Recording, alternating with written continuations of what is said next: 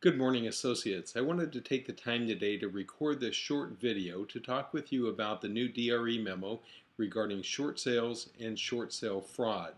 Specifically, the DRE has issued an opinion that short sale negotiating is a licensed activity, and therefore third-party negotiators in the state of California who are unlicensed and not attorneys may not negotiate short sales on behalf of clients for a fee. So this is a very important development. What that means to us is that our clients should not have to pay to unlicensed companies a fee for negotiating a short sale. Now, the reality of the situation is that we don't want to cause our buyers to lose a property in the process. So what I'm going to ask you to do is anytime you see this happen, go ahead and negotiate your contract, get it accepted if the buyer's willing to pay the fee, and then when we get to the close of escrow, towards the close of escrow, then let's go back and see if we can convince them not to charge the fee, since it would be an illegal activity. And I think at this point that's the best way for us to proceed. In addition to that, we're also seeing in the marketplace some brokers charging a fee to the buyer when they are the listing company for negotiating a short sale. Now that's problematic in a number of ways. Some of the companies are charging this as an advance fee prior to the close of escrow, so it doesn't show up on the HUD-1.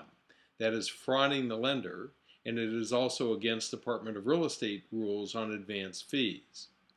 In addition to that, there's agency issues that arise with the listing agent now crossing over to representation of the buyer.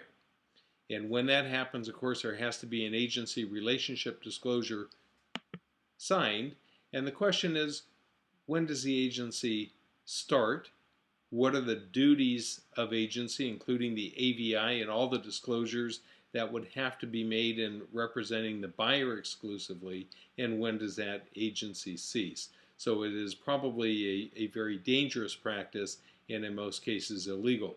The other part that the Department of Real Estate talks about in this case is that this is potentially a very serious RESPA violation.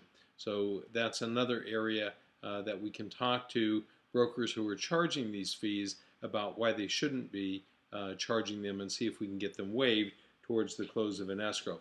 Also, in a recent development with the MLS through our task force at the San Diego Association of Realtors, the MLS has ruled that putting in the remarks language to the effect that the buyer must pay a short sale negotiating fee is not okay in the remarks and cannot be done.